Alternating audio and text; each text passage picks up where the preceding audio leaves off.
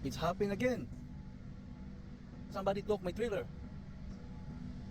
10 yung loaded na trailer diyan at 10 rin yung paperwork dito. Pero yung trailer ko, wala dyan. May trailer dyan na walang paperwork. So yung trailer na walang paperwork, yun ang nag-hook up sa trailer ko. Ito yung trailer na hinahanap ko. 5372. Wala dito. Chinik ko lahat isa-isa, wala dito. So itong trailer na to, walang paperwork doon. So ang ibig sabihin, kung sinong inassign ng trailer na to, siya ang nag-hook up sa trailer ko. Kaya lang ngayong gabi, wala kaming dispatch sa gabi eh. So bukas ko pa ma-find out kung sinong nag-hook up sa trailer ko. Ano yun? Hindi sila marunong bumasa eh.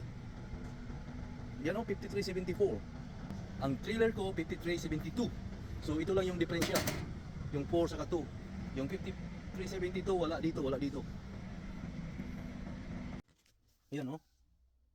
Yan ang trailer ko, 5372. Minisis ko yung dispatch ko.